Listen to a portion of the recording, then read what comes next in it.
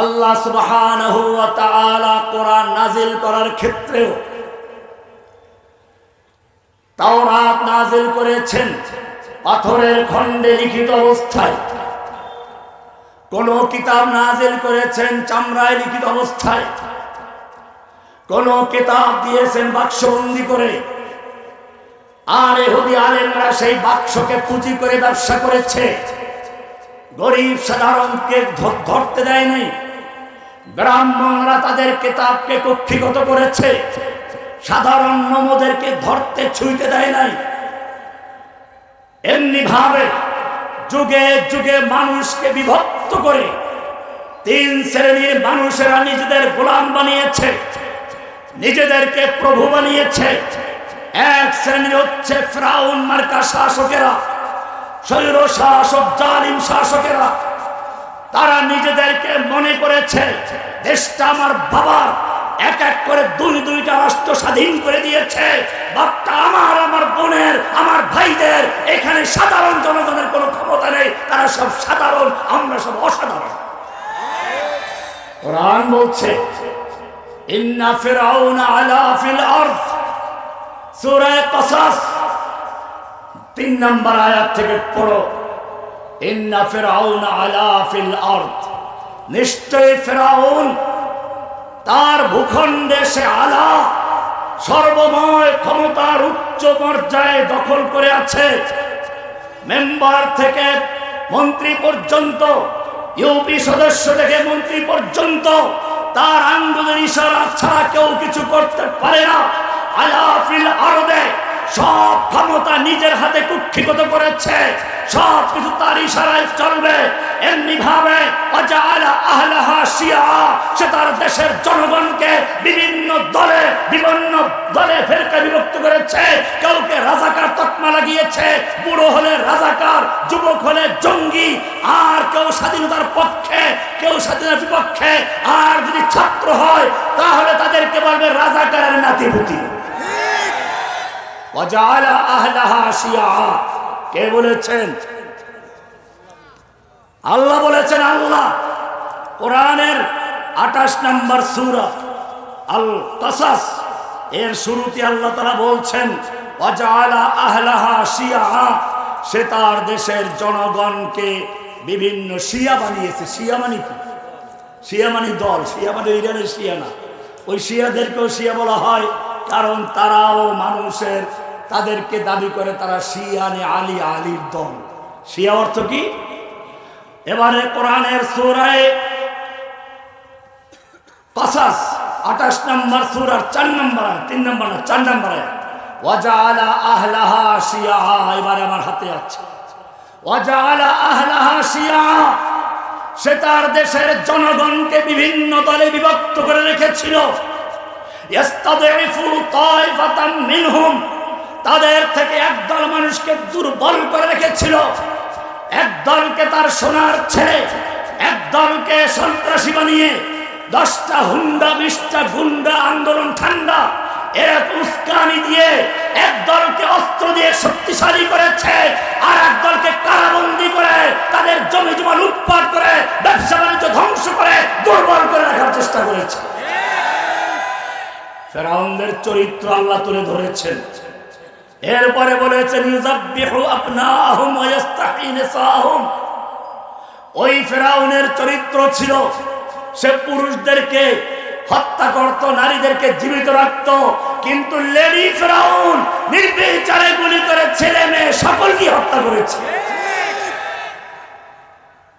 এইরকম একদল হচ্ছে শাসক, যুগে যুগে যারা নিজেদেরকে এলিট মনে করে, অভিজাত মনে করে, সকল ক্ষমতার মালিক তারা। ফেরাউন সেজন্য যখন মূসা তাকে দাওয়াত দিল, ফেরাউন তার দেশের জনগণকে এর চেয়ে বড় মাঠে জড়ো করলো।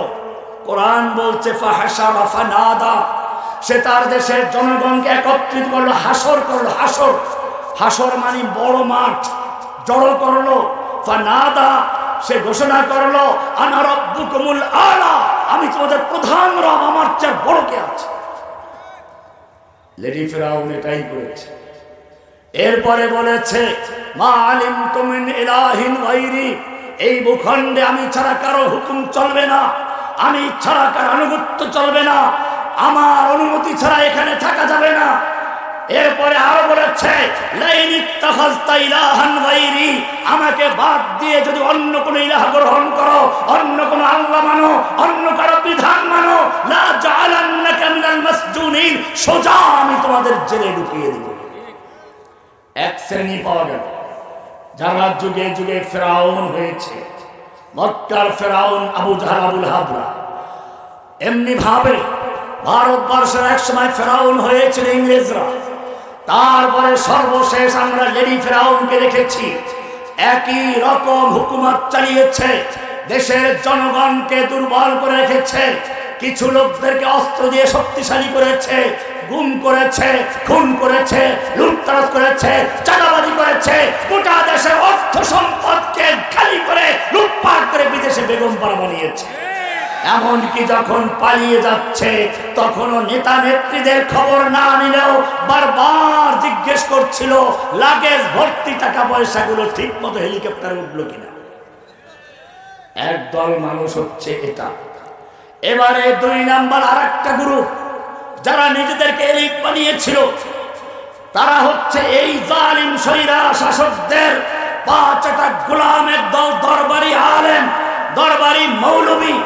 এরা ফেরাউনের জাদুঘর নামে ছিল, যারা ফেরাউনকে ধর্মীয় পরামর্শ দিত। আতাজারু মূসা ওয়া কওমাহু লিয়াযারাকা ওয়া আলিহাতাকা, এই লোকগুলোই বলেছিল তুমি মূসাকে এবং তার কওমকে এই সুযোগ দিবে যে তারা তোমার কওমকে এবং তোমার ধর্মকে নষ্ট করে ফেলবে, তোমার আলিহাদেরকে বর্জন করবে। বোঝা গেল ফেরাউনের কিছু আল্লাহ ছিল। এই লোকগুলো সেই ধর্মীয় আলেম যারা যুগে যুগে ফেরাউনদের শক্তি জুগিয়েছে।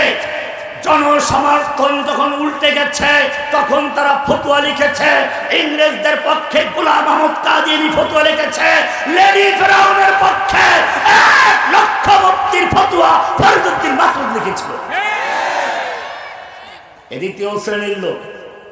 এদের সম্পর্কে কোরআন বলছে ইত্তাখাযু আহবারাহুম ওয়া রুহবানাহুম আরবাবাম মিন দুনিল্লাহ, এরা আল্লাহর পরিবর্তে নিজের আহবারদেরকে, রহবানদেরকে, আহবার মানে বড় বড় আলেম, রহবান মানে বড় বড় পীর মাশায়েখ, ইহুদি খ্রিস্টানরা তাদের বিজ্ঞ বিজ্ঞ বড় বড় আলেমদেরকে, ইসলামী ফাউন্ডেশনের ডিজিদেরকে, এরকম ভাবে ফরিদউদ্দিন মাসউদের মতো লোকদেরকে ইত্তাখাযু আহবারাহুম, তারা তাদের আহবারদেরকে, রহবানাহুম আর মাজার খানকার কিছু দরবেশ পীরদেরকে তারা রহবান বানিয়েছে, আর বাবাম মিন দুনিল্লাহ, আল্লাহর পরিবর্তে রব বানিয়েছে।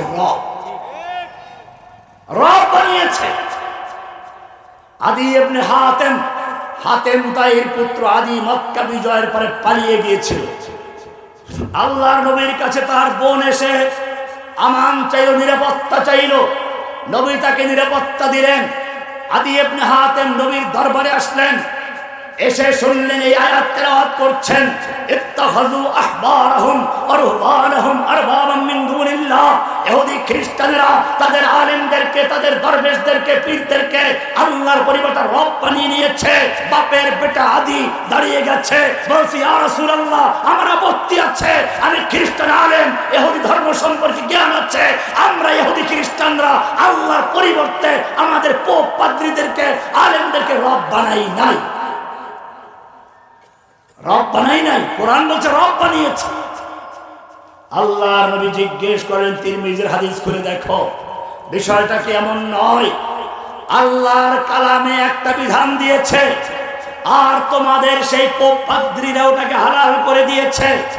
তখন তোমরা আল্লাহর বিধান বাদ দিয়ে সেই পোপ পাদ্রী পীর মাশায়েখ আলেমদের ফতোয়া মানো, বিষয়টা এমন কি না? হ্যাঁ, তা তো করি। বলে তাহলে এটাই হচ্ছে রব বানানো। এটাই যদি রব বানানো হয় তাহলে আমার জিজ্ঞাসা, মানুষের মস্তিষ্ক ঠিক রাখার জন্য, বিবেক ঠিক রাখার জন্য আল্লাহ তাআলা মদকে হারাম করে দিয়েছেন। সামাজিক বিশৃঙ্খলা, পারিবারিক বিশৃঙ্খলার উৎস হচ্ছে মাদক। কোরআন বলছে ইন্নামা ইউরিদু শাইতানু আইয়ুকিয়া বাইনাকুমুল আদাওয়াতা ওয়াল বাগদা ফিল খামরি ওয়াল মাইসির, মদ এবং জুয়ার মাধ্যমে শয়তান মানুষের মধ্যে ঘৃণা পরিবারের